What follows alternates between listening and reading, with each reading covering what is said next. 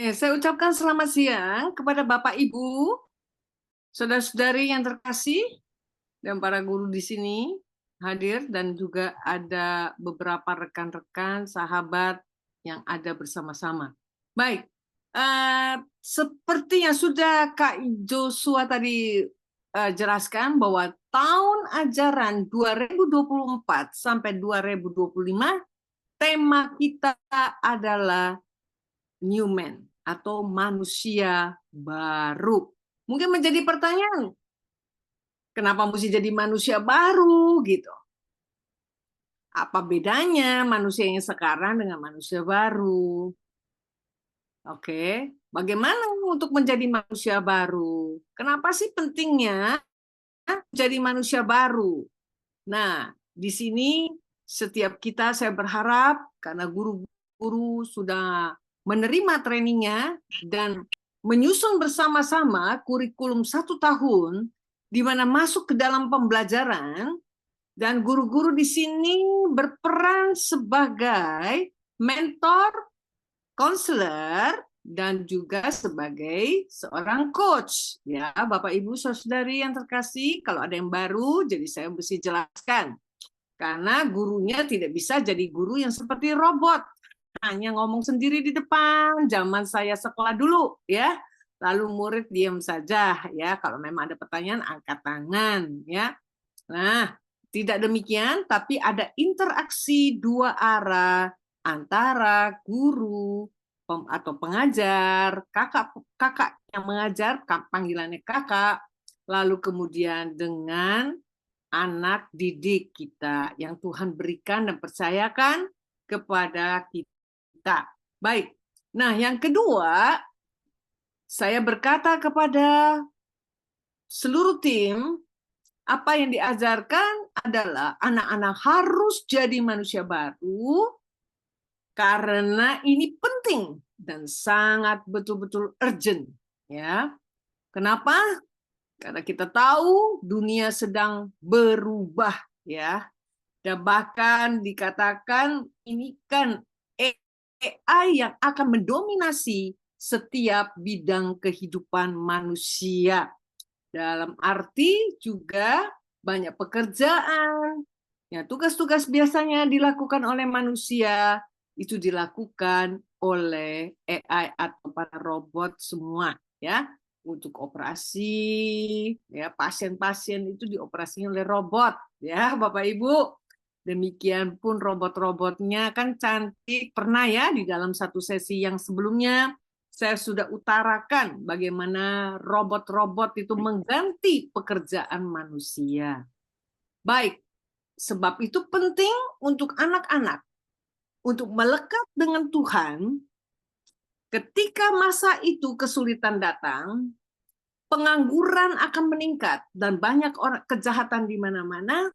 Anak-anak kita, jika kita hidup di dalam Tuhan, maka celakalah, bahaya buat anak-anak kita.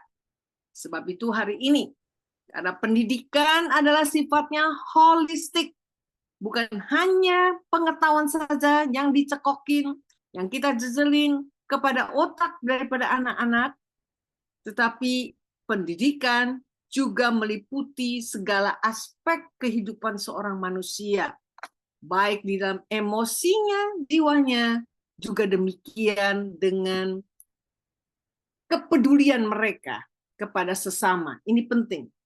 Karena dalam pengenalan akan Tuhan, baru itu bisa terwujud sebagai manusianya Tuhan. Baik, saya akan masuk di dalam, kita punya PowerPoint, bisa di-share.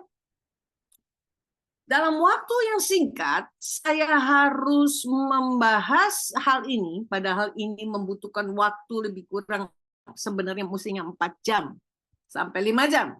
Tapi Bapak Ibu ini akan mendapatkannya dalam waktu yang singkat. Jadi saya berharap Bapak Ibu fokus. Jangan ada pikir ke kanan ke kiri, ya, atau melamun, ya. Kalau ada hal yang perlu dicatat, perlu catat. Kenapa?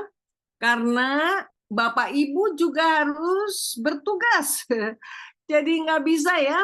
Ini serahkan anak-anak kepada guru. Ah, seperti itu ya, mesin apa itu? Cuci mobil robot itu, robotik. Nah, keluar, masuk sebentar, mobilnya dicuci, ya, disikat, disabuni, selesai, keluar langsung kinclong, dilap, udah beres, 5 menit selesai. Tidak demikian. Seorang manusia memerlukan proses.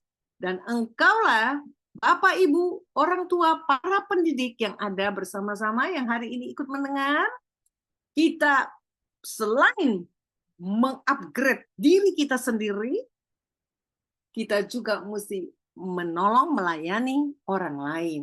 Oke. Manusia baru, new man. Ya, jadi kemarin bikin kaosnya juga tuh ya, integrity temanya, integritas. Tapi kalau belum lahir baru, apakah seseorang bisa integritas di dalam dirinya? Tidak mungkin. Sebab itu penting untuk ini menjadi dasar bahwa guru-guru semua harus menginjili anak-anak. Nggak ada tawar-menawar. Anak-anak harus mendengar Injil. Kenapa penting? Ini yang saya mau uraikan. Kelahiran baru. Kita lihat di sini bagaimana pentingnya kelahiran baru. Kita lihat pertemuan, percakapan antara Nikodemus, seorang ini mahkamah ya, yang agama yang betul-betul dihormati ya Bapak Ibu pada waktu itu. Dalam Yohanes pasal 3 ayat 3 sampai 8 Bapak Ibu bisa catat, nanti baca ya. Setelah selesai boleh kalau Bapak Ibu sempat ya, saudara-saudari. Nah, itu bisa dilihat bagaimana Nikodemus setelah mendengar tentang kelahiran baru, dia mengendap-endap tengah malam karena malu ya kalau siang-siang kelihatan orang ya, itu kok orang yang hebat ya kan, ahli Taurat ya, itu kok pergi menghampiri Yesus. Nah, kita lihat di sini Nikodemus itu dia percaya bahwa Yesus itu adalah seorang guru, Bapak Ibu. Bahwa ini nggak main-main nih, dia gelisah hatinya, maka dia tanya, ya, bagaimana mungkin seorang dilahirkan kalau ia sudah tua? Dapatkah ia masuk kembali ke dalam rahim ibunya dan dilahirkan kembali lagi? Ya, ini bocor. Tolong di dapatkah ia masuk kembali ke dalam rahim ibunya? Bener ya? Masa orang udah lahir kayak kita semua di sini udah besar, udah umur, masa masuk lagi, mesti masuk ke perut mama? Jawab Yesus, aku berkata kepadamu, perhatikan, jika seorang tidak dilahirkan dari, nah perhatikan, ada 2 kelahiran, air dan roh, ia tidak dapat masuk ke dalam kerajaan surga. Nah, kita di sini. Jadi ada 2 kelahiran baru dalam hal ini. Ya, kelahiran. Ada 2 kelahiran, yaitu yang pertama lahir dari air. Dan kedua adalah lahir dari roh. Nah, apa maksudnya nih? Ya, dari air dan roh. Bicara sederhananya, lahir dari air itu lahir dari kandungan mama. Lahir dari perut ibu. Lahir dari perut ibu saja bermasalah. Banyak anak-anak yang lahirnya tidak dikehendaki. Ada yang ibunya mau menggugurkannya. Bahkan orang tuanya mengharapkan dia lahir laki-laki. Lahirnya perempuan. Tertolak dari kecil. Bahkan ada yang sempat mau digugurkan, tetapi kemudian jadi juga anaknya begitu kuatnya, tapi ada cacat, ya, macam-macam. Itu saja mesti mereka ketemu Tuhan, baru mereka boleh pulih dan mengerti identitas diri mereka siapa. Oke, lanjut. Apa yang disebut lahir dari roh? Kelahiran rohani. Nah, ini disebut kelahiran roh. Maksudnya gimana sih Bu Ani? Tadi kelahiran secara jasmani dari perut mama, yaitu kelahiran dari air. Itu dari di kandungan, di perut mama, di tenun. Mazmur 139 menyatakan itu. Luar biasa bukan? Allah menenun seorang manusia dalam kandungan seorang ibu. Allah memiliki rencana kepada setiap anak di dalam kandungan, ya. Jadi kalau kita beli handphone, handphonenya itu Bapak Ibu nggak ada petunjuknya, ya. Justru ada petunjuknya kalau handphone ya, di casnya berapa lama, ya.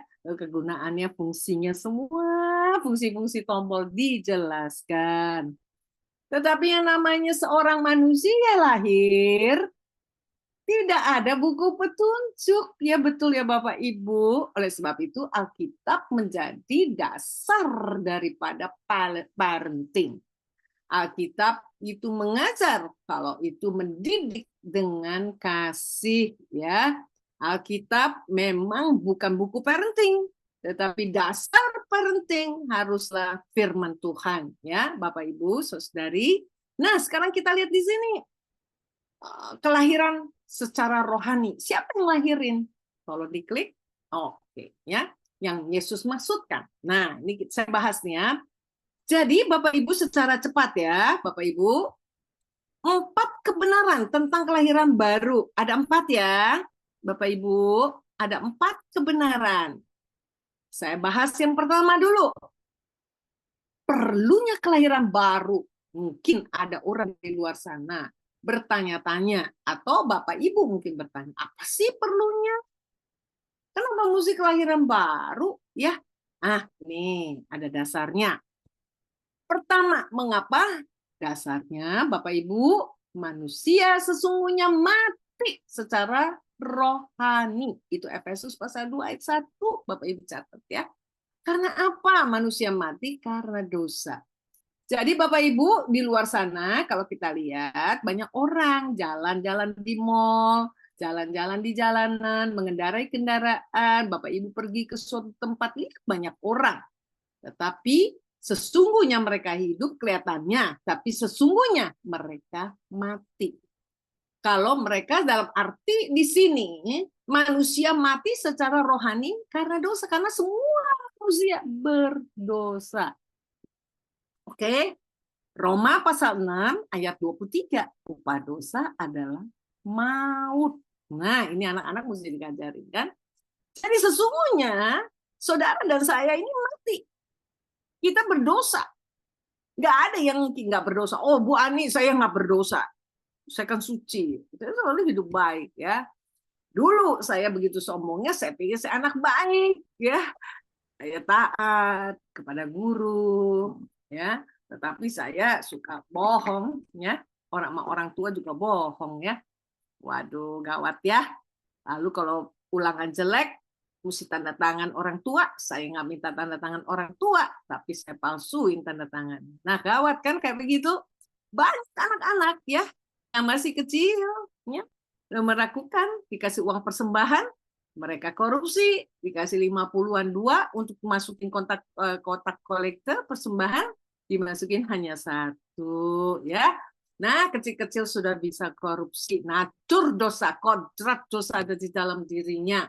Jadi setiap manusia berusaha ya berbuat baik, tapi heran terus berdosa ya, berbuat dosa. Nah, yang kedua di sini, dasarnya kenapa perlu? Kedua, karena manusia, Bapak Ibu, tidak memiliki sifat rohani. Yohanes pasal 3 ayat ke-6.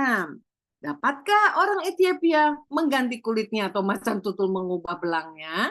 Masakan kamu dapat berbuat baik? Hai orang-orang yang membiasakan diri berbuat jahat. Jadi Yeremia pasal 13 ayat 23 mengatakan itu ya Bapak Ibu. Kenapa banyak orang di luar sana ya Bapak Ibu menghabiskan uangnya untuk merubah dirinya ya. Jadi ada penyanyi yang begitu terkenal, oke. Itu penyanyi terkenal ini rubah kulitnya dari hitam ke putih. Lah, itu dengan biaya yang cukup mahal. Tetapi sesungguhnya sulit untuk diubah ya Bapak Ibu ya. Nah, banyak yang ubah, hidungnya pesek jadi mancung, matanya sipit jadi belok. Nah, tetapi kita lihat di sini, Allah tertarik, perhatikan baik-baik, mengubah manusia dari dalam, bukan dari luarnya. Nah, jadi di dalam hal ini kelahiran baru itu pembaharuan batinnya ya. Baik, lanjut ya Bapak Ibu. Saya berharap semua para tim juga konsentrasi ya. Baik, ya. 3.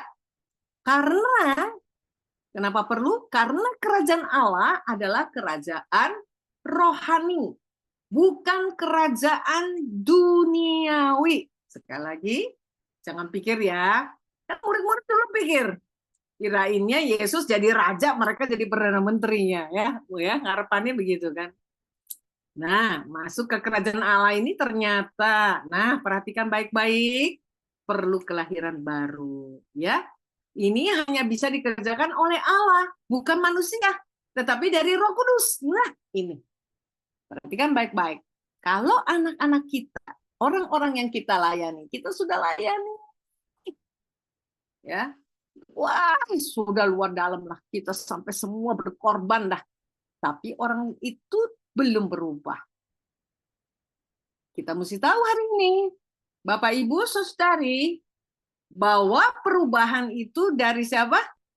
Dikerjakan oleh siapa? Yang mau jawab, Bapak Ibu silakan.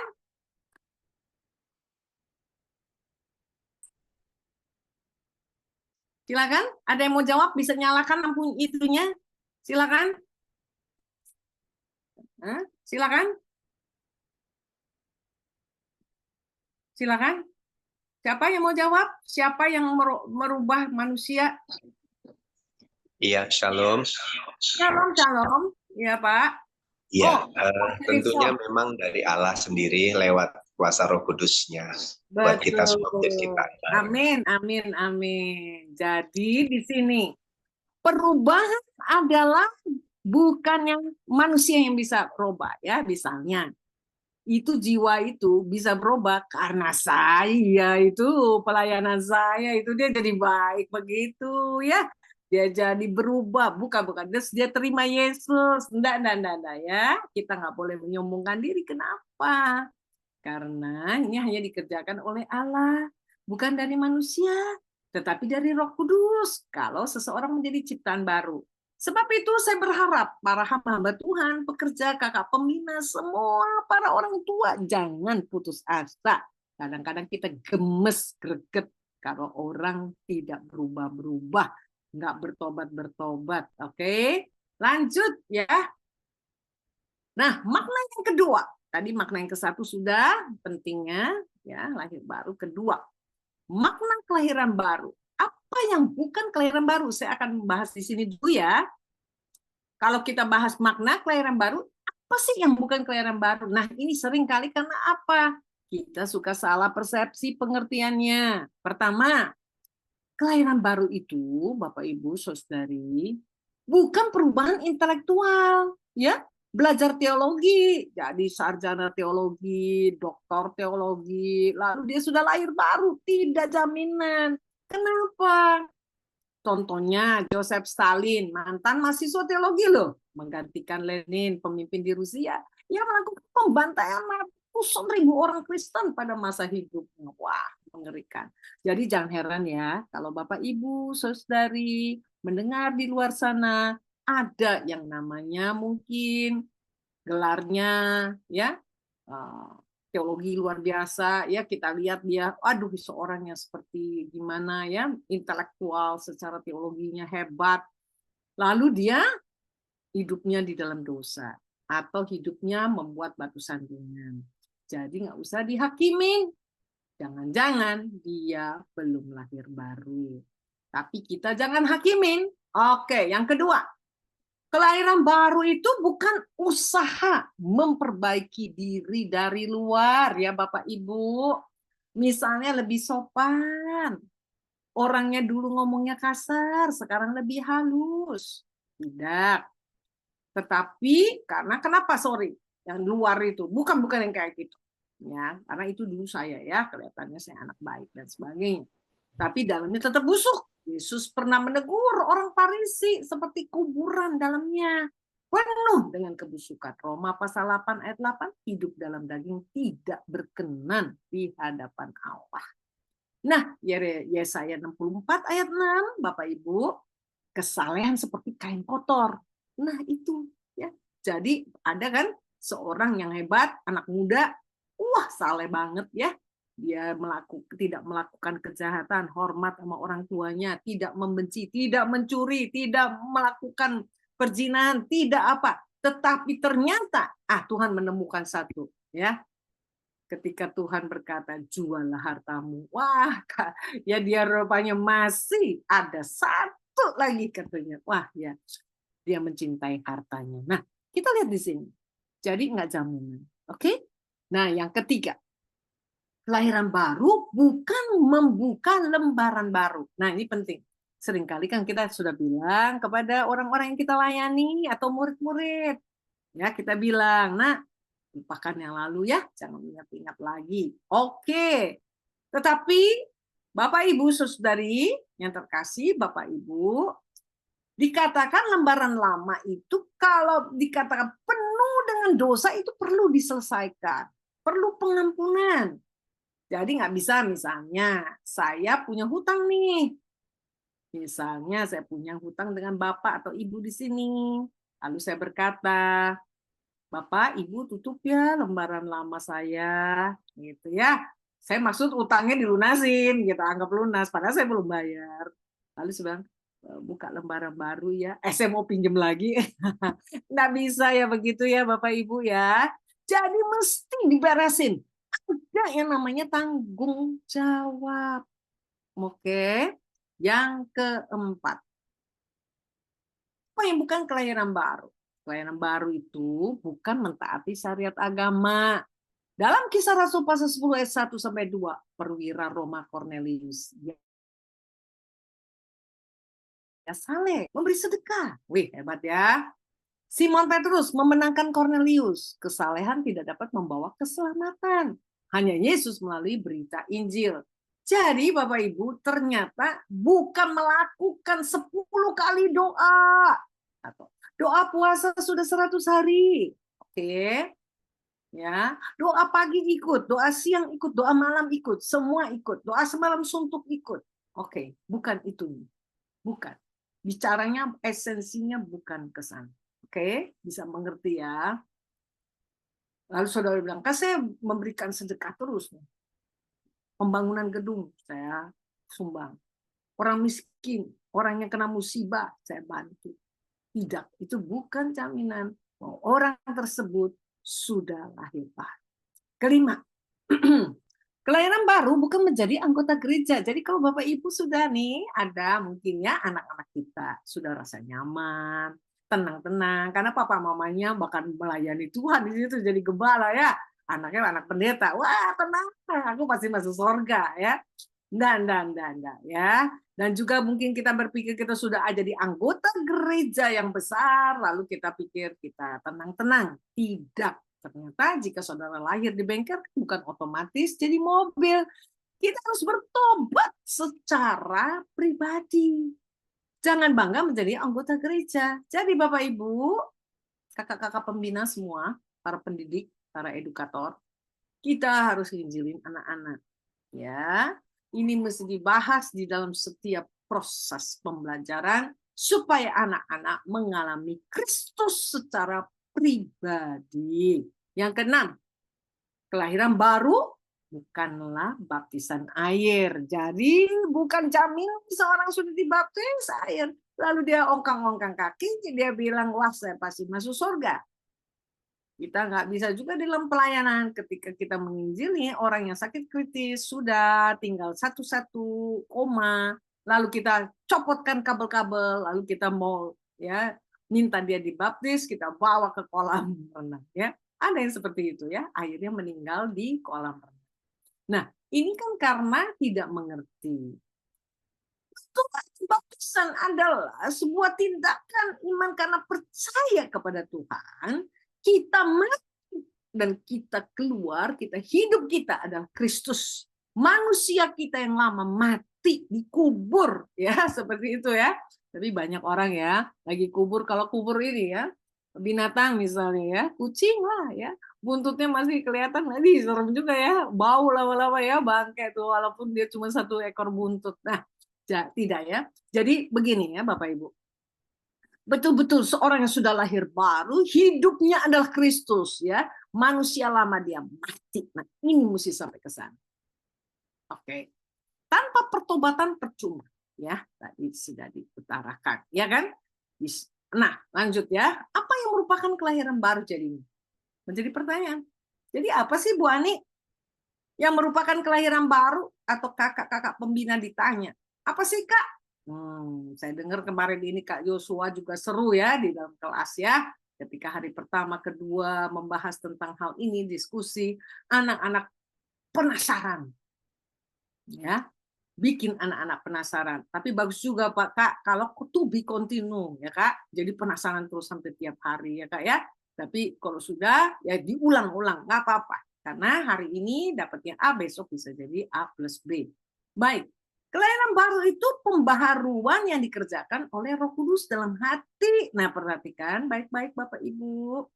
Pembaharuan yang dikerjakan oleh Roh Kudus dalam hati setiap orang percaya kepada Yesus. Itulah kelahiran baru. Oke, sekarang lanjut. Jadi ketiga hal penting dalam hal ini. Kelahiran baru pertama adalah pembaruan batin, ya, rohani. Perubahannya total ya, Bapak Ibu, Saudari, nggak setengah-setengah. Tabiat kodrat dasarnya itu, ya, kodrat dosanya nggak ada lagi, ya. Keinginannya untuk terus tinggal dalam dosa tidak ada lagi. Dia cepat sadar, ya. Kalau jatuh bisa nggak? Bisa, tapi cepat sadar. Bukan terus tenggelam di dalam dosa. Dia tahu dia dirinya siapa. Dia sadar kalau dia adalah anak Allah. Dia cepat sadar. Karena Roh Kudus dan firman-Nya yang bekerja di dalam dirinya. Nah, ini dikerjakan oleh Allah Roh Kudus. Nomor 2, kelahiran dari atas. Yohanes pasal 1 ayat 13. Orang-orang yang diperanakan dari Allah. Allah, perhatikan baik-baik. Membalikkan hati kita kepadanya. Ini penting. Ini adalah karya Allah. Titus pasal 3 ayat 4 sampai 5. Jadi hatinya itu berbalik ya Bapak Ibu. Hatinya masih belum berbalik, jangan-jangan minta maaf saya mesti ngomong. Karena ini kebenaran firman Tuhan. Masih melihat kayak lo, istri Lot ya. Dia balik, dia menjadi tiang garam. Itu sebuah kisah yang luar biasa. Memberi contoh kepada kita. Jadi nggak lihat-lihat lagi. Dan dia tinggalkan semuanya. Bapak Ibu, yang ketiga, akibat kelahiran baru kita menjadi ciptaan baru, 2 Korintus pasal 5 ayat ke-17. Oke, lanjut ya.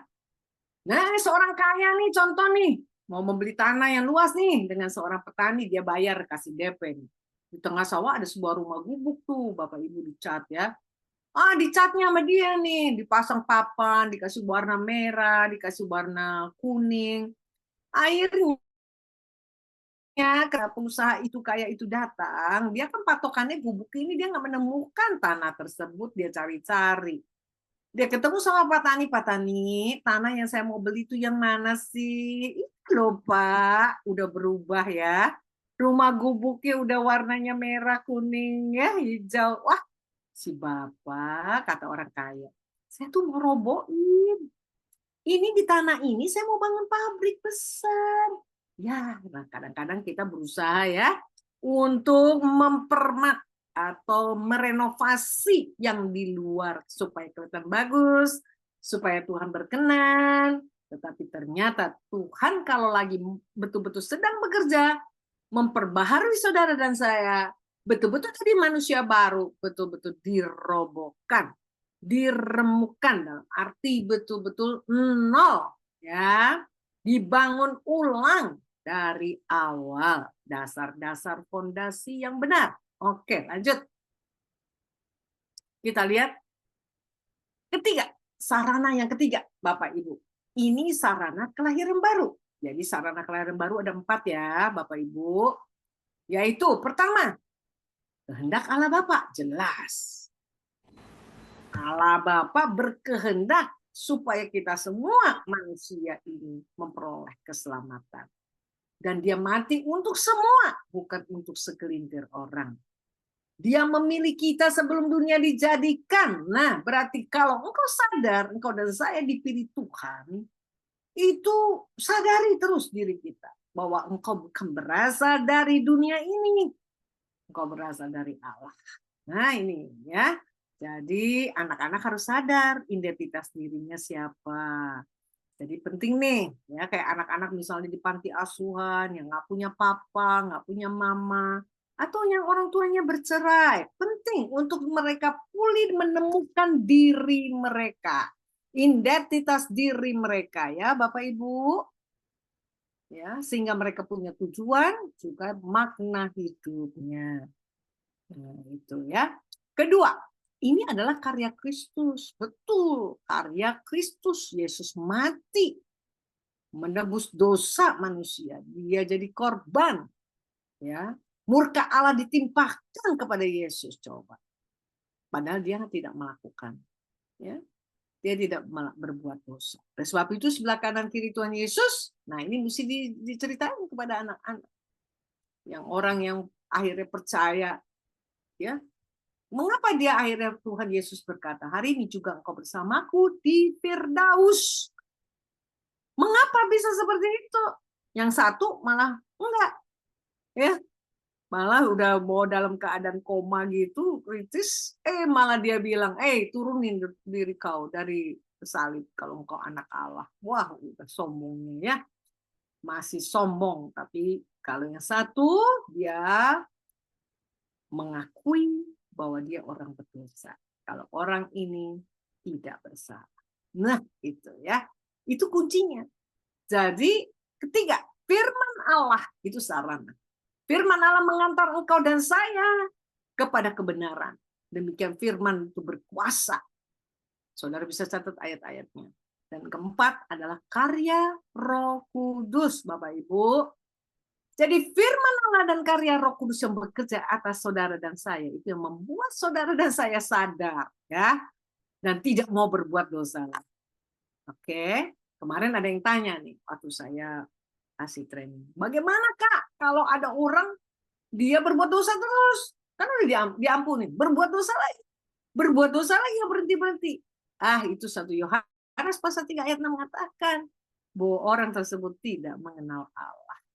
Kalau orang yang sudah mengenal Allah dan mengerti arti salib, itu pasti membenci dosa dan tidak mau lagi berbuat dosa. Ya, Bapak Ibu, nah ini anak-anak kita harus kita beritakan supaya mereka bisa jaga dirinya, hidupnya, ya, karena sebagai anak Allah. Lanjut. Keempat, bagaimana dilahirkan baru? Simple. Ada pertanyaan? Kalau anak-anak bertanya, Kak, bagaimana sih? Saya mau dong dilahirkan baru, Kak. Nah, kalau orang tua juga anaknya tanya mama, gimana sih lahir baru? Kalau mamanya belum lahir baru, mamanya bingung gimana ya? Apa mesti masuk perut mama ya? Enggak lagi, enggak ya. Jadi oke, ngerti ya hari ini ya. Jadi pertama, sadari bahwa engkau orang berdosa. Kalau engkau nggak menyadari bahwa engkau orang berdosa, susah. Ya. Kedua, bertobat, berhenti berbuat dosa dan berbalik, penting. Berbalik kepada Allah. Perubahannya, perhatikan, radikal, bukan sekedar menyesal, tetapi berubah. Pertanyaannya, anak yang bungsu, yang habisin harta orang tuanya, yang minta warisan, pergi habisin, hidup boya-boya, selalu sampai makan di kandang babi. Lalu dia putuskan untuk pulang. Pertanyaannya, kapankah anak bungsu bertobat? Silakan, ada yang mau jawab? Mungkin jangan Bapak Pirsom lagi, yang lain nih, ya. Oke, yang lain silakan. Kapankah anak bungsu bertobat? Bisa tahu ceritanya? Ada 2 anak itu.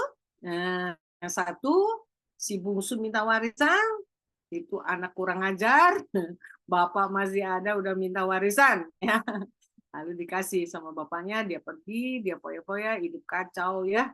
Lalu dia pulang, ya, ketika dia sudah habis semuanya dan dia makan dengan babi-babi. Nah, di situ dia pulang, ambil keputusan pulang. Pertanyaannya, kapankah si bungsu bertobat? Ya, silakan. Ada yang mau jawab, Bapak Ibu? Ya, shalom. Shalom, Ibu. Ya, Ibu Sri. boleh. Oke. Silakan, Bu. luar biasa membuka kembali cerita yang sering kali kita dengar dari zaman sekolah minggu anak yang hilang, tapi hari ini kembali lagi review untuk dibesarkan lagi materinya, didalamkan lagi. Anak bungsu itu bertobat pada saat dia ada di titik terendahnya dia menurut saya di kandang babi ketika dia makan makanan babi, dan saya rasa setiap manusia juga pasti akan menemukan titik terendah dan disitulah pertobatan terjadi buat si anak bungsu. Baik. Terima kasih ya Bu Sri. Oke, tapi saya boleh kasih satu ini ya, Bu. Ternyata Bu, kalau Ibu nanti baca lagi ya, Bapak Ibu Saudari ya, itu waktu si anak bungsu dalam keadaan titik terendah dia pikir apa? Aku pulang nih ke rumah bapakku banyak makanan. Di rumah bapakku banyak makanan, betul apa enggak? Motivasinya gitu, ya kan? Daripada di sini gue makan sama babi-babi begitu, ya kan? Bau lagi, ya kan? Kedua, dia bilang apa?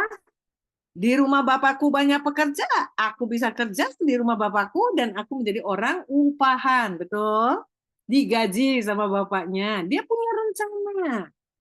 Berarti dia menyesal, tetapi belum berubah. Dalam arti di sini dia pergi pulang hanya untuk hal itu. Nah, tujuannya ya, dia ada tujuan. Jadi belum murni ya. Nah, sampai murni di mana? Ada yang bisa jawab? Yang lain boleh atau Ibu Sri lagi? Silakan. Yang lain boleh.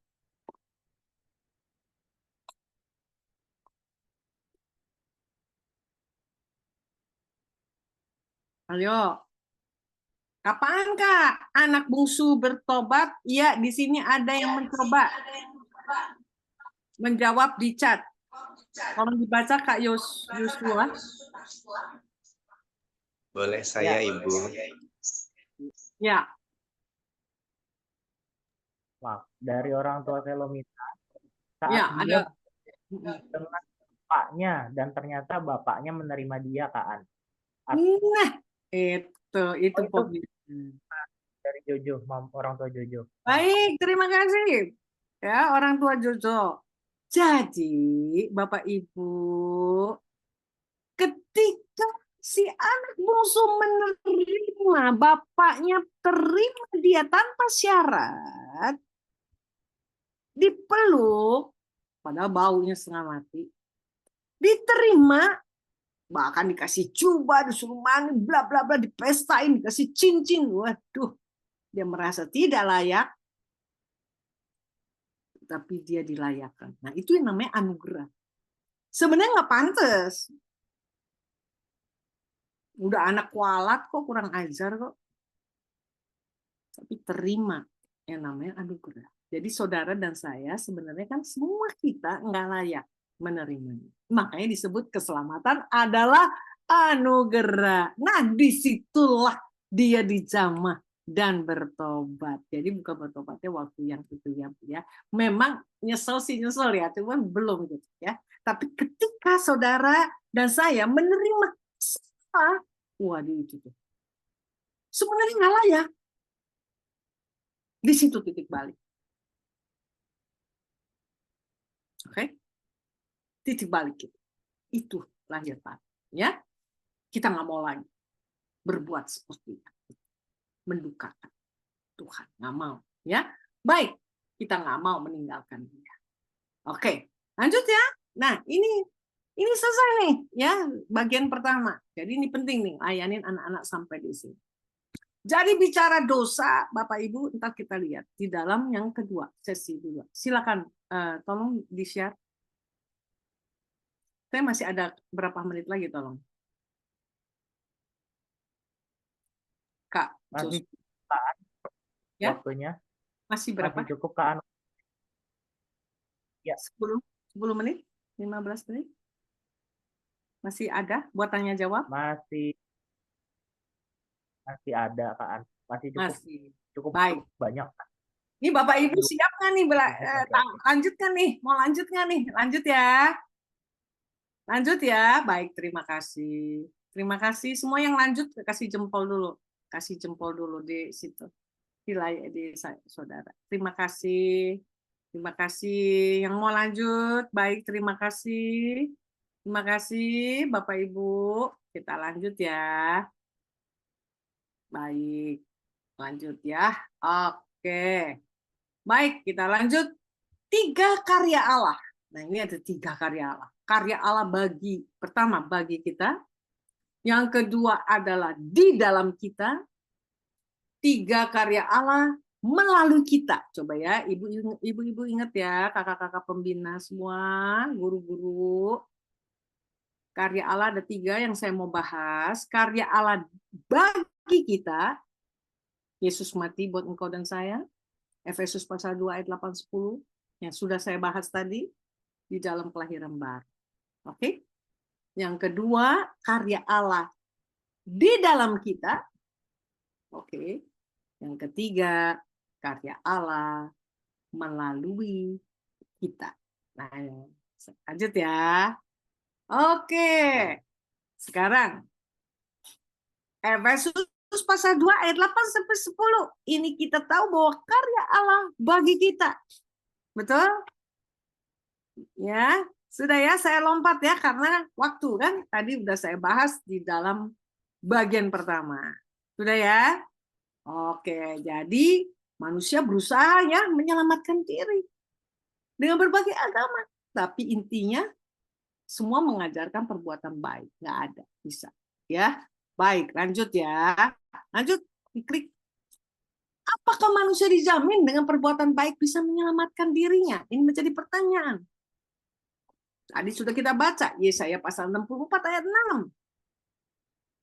Demikianlah kami sekalian seperti seorang najis dan segala kesalahan kami seperti kain kotor. Kami sekalian menjadi layu seperti daun dan kami lenyap oleh kejahatan kami seperti daun dilenyapkan oleh angin. Jadi intinya nggak ada yang bisa, ya, tidak bisa. Oke, lanjut. Saya cepat ya yang bagian pertama. Ini yang tadi kita bahas ya, Bapak Ibu, tentang percakapan dengan Nikodemus sudah kita bahas ya. Oke, saya lompat ya, Bapak Ibu. Nah, ini juga saya lompat. Bapak Ibu baca, catat aja. 1 Petrus pasal 2 ayat 24. Oke. Sudah? Sudah catat? Ini yang saya mau. Kita lihat bagaimana the precious blood of Christ, bagaimana berharganya, mahalnya darah Kristus itu. Ini ada seorang ya, ada kesaksiannya. Dia bernama Kabit Masaki nih, Bapak Ibu. Dia mengalami kecelakaan lalu lintas di Malaysia, Bapak Ibu. Dia mengalami pendarahan, Bapak Ibu, dan harus transfusi. Golongan darahnya apa, Bapak Ibu? Bapak Ibu ketahui ya, golongan darah ada A, betul? Ada B, betul ya? Terus ada AB, betul? Ada AB, O, ada O, betul ya? Ini golongan darahnya AOB. Siapa yang golongan darahnya AOB di sini, ada nggak? Nggak ada ya. Nah, di dunia ternyata ada 26 orang saja yang darahnya AOB. Nah, langka banget. Lalu dia butuh darah ya. Nah, Palang Merah Internasional berusaha Bapak Ibu carikan donor ya. Wah, akhirnya ada loh Bapak Ibu donor. Yaitu di mana? Di Montreal, Kanada. Jauh banget ya. Kejadiannya di Malaysia ya. Nah, apa yang terjadi? Dia bersedia untuk menjadi donor darah. Lalu lah di donor. Dibawa pakai pesawat. Terima. Si Kabit Masaki selamat. Karena menerima darah dari seorang donor, yaitu di Montreal, Kanada, golongan AOB. Lanjut. Kita lihat. Bagaimana sekarang menerima darah Yesus? Apakah disuntikan? Perlu disuntikan? Enggak. Ya. Enggak. Transfusi? Enggak. Atau Bapak Ibu berpikir, kan banyak ya, ada Ya, ada yang tertentu, aliran tertentu itu kalau apa perjamuan kudus ditanam, ya dikubur segala macam. Bukan kayak gitu ya. Bukan disuntikkan ke tubuh kita, melainkan percaya. Nah, ini satu, percaya akan Yesus Kristus yang telah mati menebus dosa-dosa kita. Efesus pasal 2 ayat 8 berkata, keselamatan adalah kasih karunia. Kita tidak layak menerima. Beda dengan upah, ketika kita bekerja terima upahnya. Kalau ini memang nggak layak. Siapa yang merasa layak untuk terima? Nggak ada satupun. Betul? Nah, sekarang kita lihat. Lanjut. Nah, ini pertemuannya ya. Jadi pertemuan iman, percaya, dan anugerah, Bapak Ibu, itulah yang namanya keselamatan. Kalau Bapak Ibu cuma tahu, saya kayak dulu saya nonton film Yesus, iya tahu Yesus mati di kayu salib. Terus kita sampai di situ nangis-nangis, ya nangis-nangis. Tapi percayanya dan menerima anugerahnya seperti apa? Saya tidak menghidupi arti salib itu. Lanjut. Siapa yang ada dalam Kristus, ia adalah ciptaan baru. Yang lama sudah berlalu, sesungguhnya yang baru itu sudah datang. Jadi kalau Bapak Ibu percaya akan darahnya yang menyucikan saudara, bukan disuntikan, saudara selamat. Menerima yang disebut anugerah. Ya. Lanjut ya. Nah, di sini kita lihat kata baru. Menjadi manusia baru. Barunya seperti apa sih? Bahasa Yunani ya, Bapak Ibu belajar sedikit. Neos, kata neos nih ya, baru secara waktu. Nah ini lebih mutakhir nih kalau HP ya. Saudara punya HP baru ya, dulu punya apa HP yang lama, sudah ketinggalan zaman. Lalu saudara beli HP baru, model baru. Itu baru yang disebut baru secara waktu. Lebih mutakhir, direproduksi. Mobil baru ya, dulu kuno mobilnya, modelnya ya, semuanya. Tapi sekarang mobil macam-macam diperbaharui. Dapat dikerjakannya oleh siapa, Bapak Ibu? Oleh manusia. Tapi kalau baru yang dimaksud, baru manusia baru itu kainos, bahasa Yunaninya kainos, oke? Jadi ini baru secara kualitatif, sama sekali bukan perbaikan ya Bapak Ibu ya. Dari yang lama diperbaiki, ya hidung pesek dimancung-mancungin gitu, bukan. Belum ada sebelumnya nih, ya.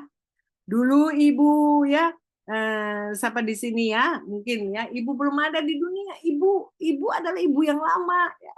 Siapa nama mungkin ya, Ibu Sri lah ya. Dulu Ibu Sri lama, ya. Manusia lama, tapi sekarang menjadi baru, secara kualitatif. Sama sekali baru, bukan perbaikan. Jadi nggak diperbaiki, ya. Jadi belum ada sebelumnya itu zaman-zaman dulu tuh seorang Sri nggak ada, gitu ya. Oh, itu kainos. Lanjut.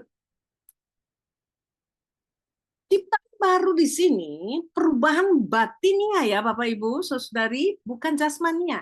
Seperti tadi sudah saya uraikan. Jadi Roh Kudus yang kerjakan, ya.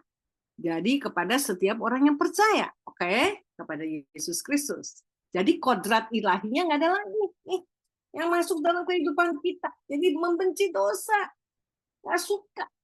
Jadi bisa salah, bisa, tapi cepat sadar. Karena sadar engkau dan saya anak Allah. Paulus dulu membunuh orang-orang percaya, Bapak Ibu, ya. Dia bunuh, tapi ketika Allah menyatakan pada dirinya berubah. Namanya juga berubah ya, dulu Saulus ya, diganti menjadi Paulus, Bapak Ibu ya. Terus dia memberitakan Injil, luar biasa bukan? Lanjut ya. Jadi kelahiran baru ini, Bapak Ibu, jadi karya Allah ya, bukan manusia ya. Jadi sekali lagi kita nggak bisa sombong ya, kalau ada orang, oh karena saya layanin dia jadi baik, dia jadi maju, pelayanan itu pekerjaan Roh Kudus. Oke? Jadi ada kodrat ilahi karena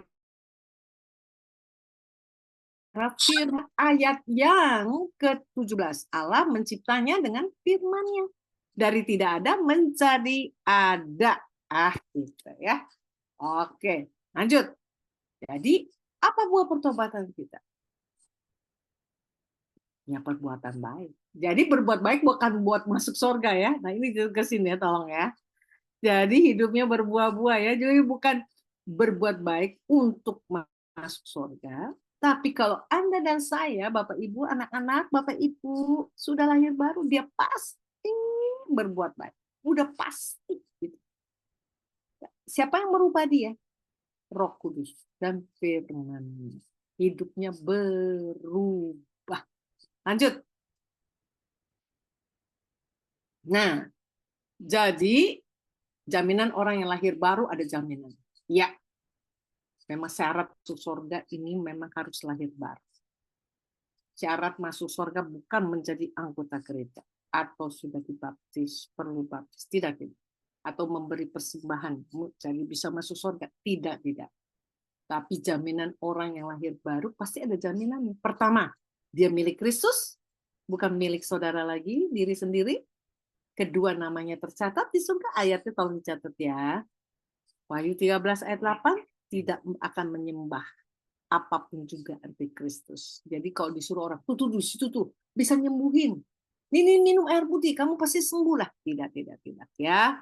Jadi kemudian nggak percaya akan sebuah itu. Oke, ramalan cuaca, ramalan apa tuh? Bintang, ramalan bintang Virgo hari ini apa ya, dibaca hidupnya berdasarkan ramalan-ramalan bintang itu. Tidak ya. Kita percaya kepada Tuhan yang memimpin kita. Jadi 1 Tesalonika 4 ayat 16-17 akan diangkat saat Tuhan datang ke surga. Kita akan diangkat oleh Tuhan. Amin. Lanjut. Ini yang kedua, karya Allah di dalam kita. Jadi karya Allah tadi yang pertama bagi kita, sekarang di dalam kita. Harus tanggalkan manusia lama ya, Bapak Ibu, anak-anak juga nanti ngerti, mereka harus tanggalkan. Kenakan manusia baru. Jadi Lazarus kan mati tuh, ya, terus dibangkitkan, nah, maka lepasin kan kafannya. Karena harus dilepaskan, dipakai jubah yang baru, ya, jubahnya jubah kebenaran ya Bapak Ibu ya. Nah, lagu ini ya, ku telah mati dan tinggalkan cara hidupku yang lama. Nah, itu ya. Oke, dengan cepat. Ciri manusia lama. Tolong dibaca oleh Yosua, silakan. Ciri manusia lama. Kolose 3 ayat 5 sampai 6. Karena itu matikanlah dalam dirimu segala sesuatu yang percabulan, kenajisan, hawa nafsu, nafsu jahat, dan juga keserakahan yang sama dengan penyembahan berhala. Semuanya itu mendatangkan murka Allah atas orang-orang durhaka. Jadi, matikanlah dalam dirimu segala sesuatu yang duniawi. Oke, ciri manusia lama ini. Ya, baik, langsung sekarang. Lanjut. Kolose 3 ayat 7-9, Kak. Kolose 3 ayat 7-9, dahulu kamu juga melakukan hal-hal itu ketika kamu hidup di dalamnya.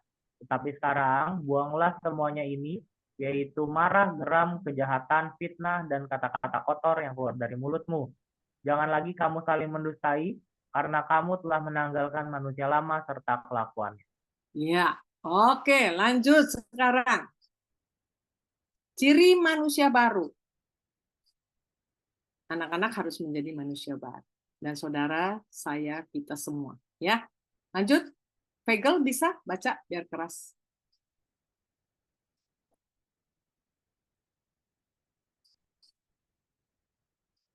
Kak Fegel bisa baca? Ya, Kak. Sudah. Kolose 3 ayat 12. Karena itu, sebagai orang-orang pilihan Allah yang dikuduskan dan dikasihinya, kenakanlah belas kasihan, kemurahan, kerendahan hati, kelemah lembutan, dan kesabaran. Ayat 13, bersabarlah kamu seorang terhadap yang lain, dan ampunilah seorang akan yang lain apabila yang seorang menaruh dendam terhadap yang lain. Sama seperti Tuhan telah mengampuni kamu, kamu perbuat jugalah demikian. Ayat 14, dan di atas semuanya itu kenakanlah kasih sebagai pengikat yang mempersatukan dan menyempurnakan. Jadi, baik di rumah, baik di NSC, baik dimanapun saudara berada. Kasih itu yang mempersatukan dan menyempurnakan saudara dan saya. Ya, oke. Jadi kita berubah, harus berubah. Nah, kenapa? Lanjut, ini saya nanti jelaskan. Silakan Karen. Kak Karen. Iya, Kak. Roma 12 ayat 2, janganlah kamu menjadi serupa dengan dunia ini, tetapi berubahlah oleh pembaharuan budimu, sehingga kamu dapat membedakan manakah kehendak Allah, apa yang baik, yang berkenan kepada Allah, dan yang sempurna. Nah, jadi sekali lagi Bapak Ibu, perubahan itu pembaruan budi. Bukan fisiknya yang dipukul, digebukin. Bukan. Pembaharuan itu perubahan pikiran, metanoia. Jadi kenapa touching heart, changing mind menjadi moto daripada sekolah pembelajaran kita? Karena dengan kita touching dan sentuh hatinya, pikirannya bisa terbuka, baru masuk inputan, baru dia memahami dan mengerti.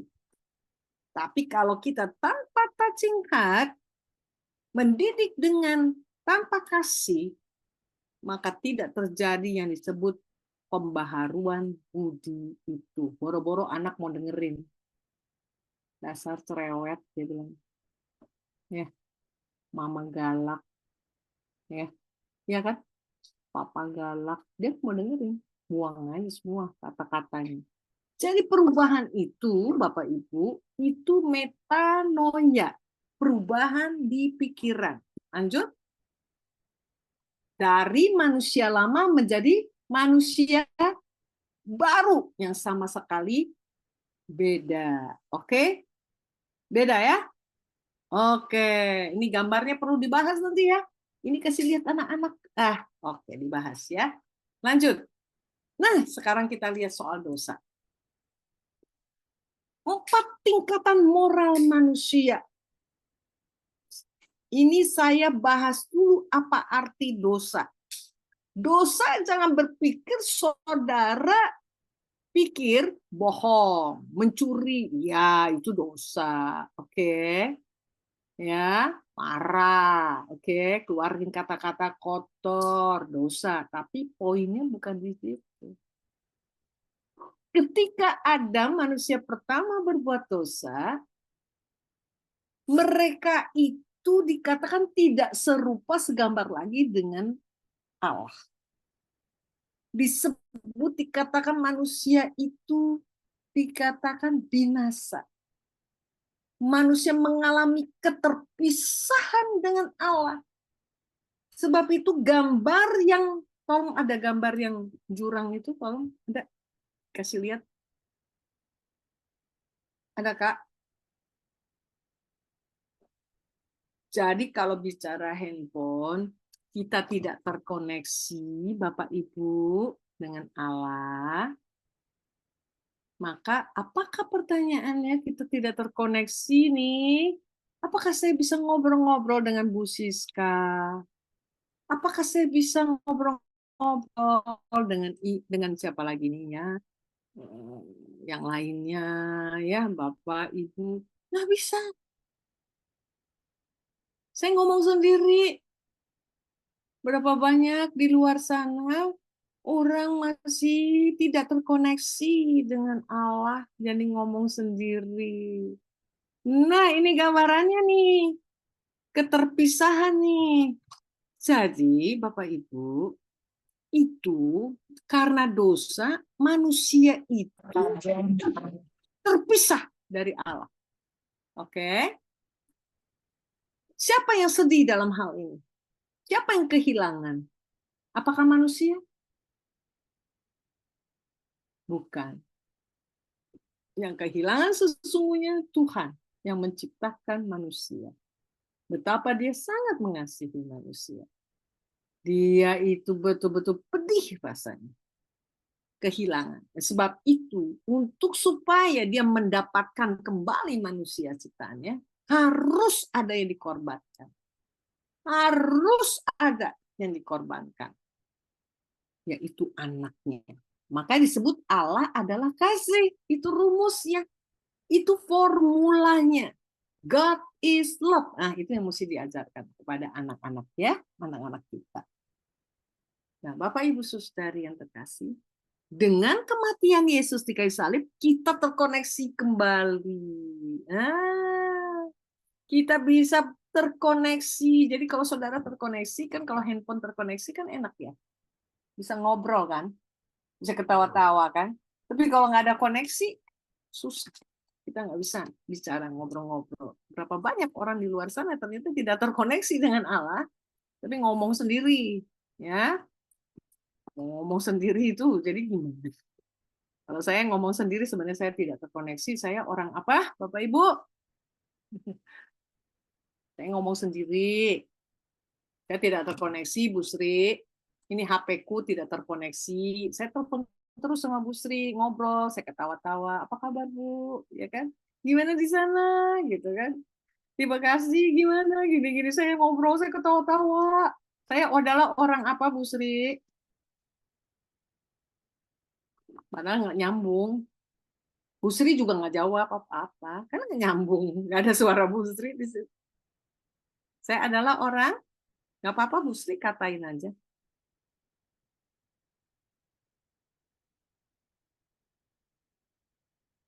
Orang sakit jiwa.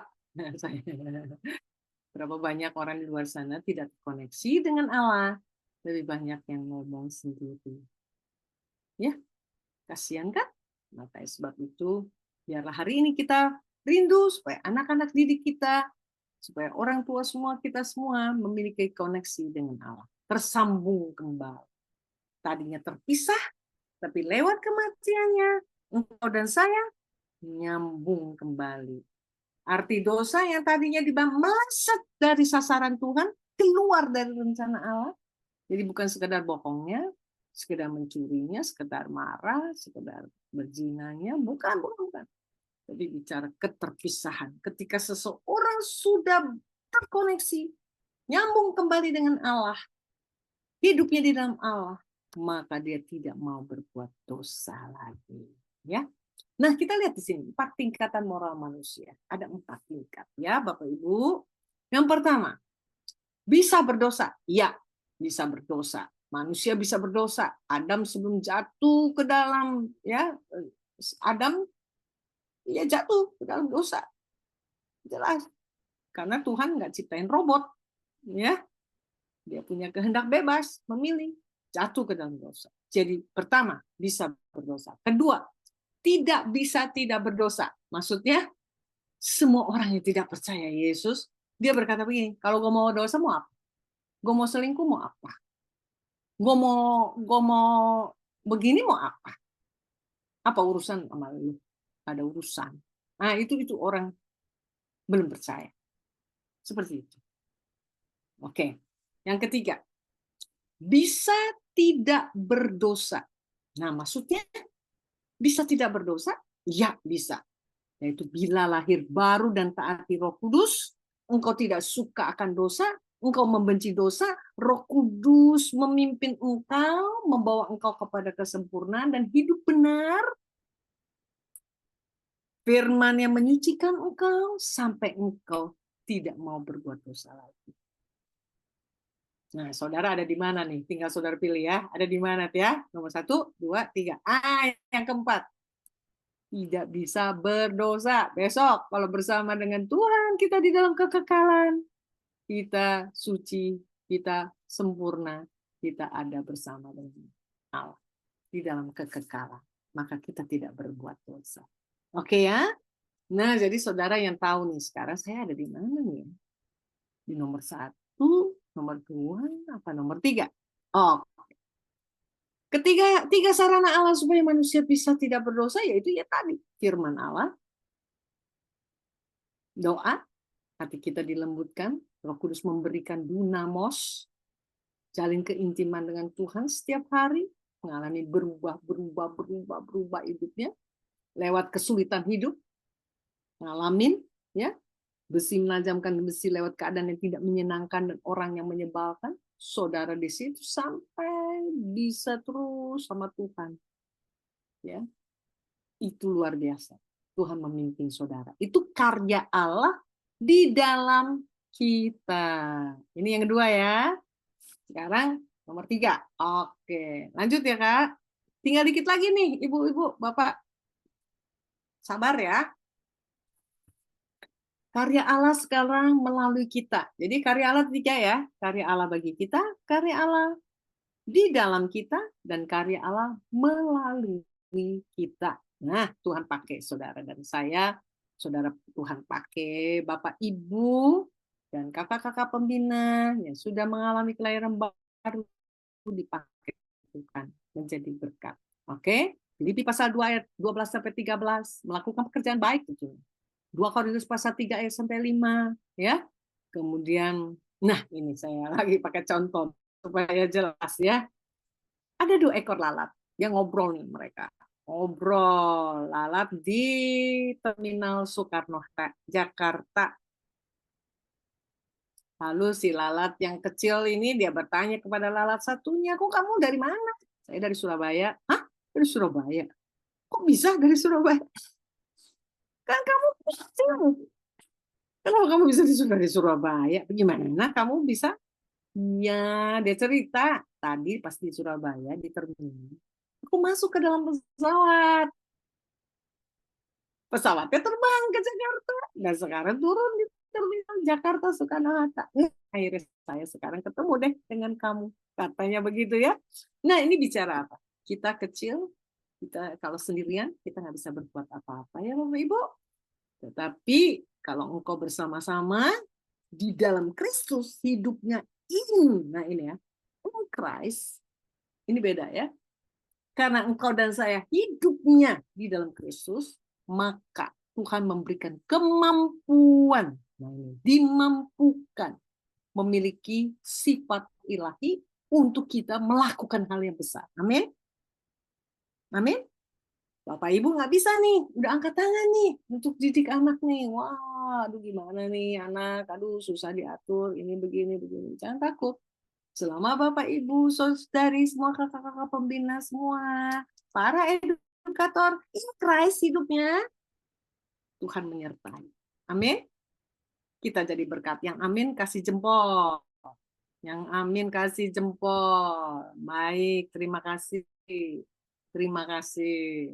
Terima kasih. Jadi, mengakhirinya, ada 3 karya agung Allah.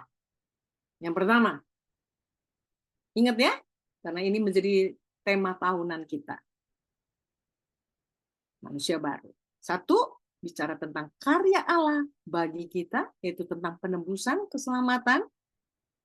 Oke, kita ditebus dari keterpisahan kita dari Allah.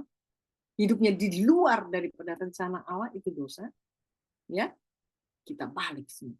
Oke. Kedua, karya Allah di dalam kita, pengudusan karakter serupa Kristus. Yang ketiga, karya Allah melalui kita. Jadi diutus pelayanan, ya. Ini aku Tuhan, utuslah aku, baik di rumah, di tempat kerja, di daerah di mana saudara ada. Saudara diutus dan Tuhan berkarya lewat Roh Kudus yang ada di dalam dirimu. Engkau jadi berkat dan melakukan pekerjaan besar. Amin. Oke, saya kembalikan Kak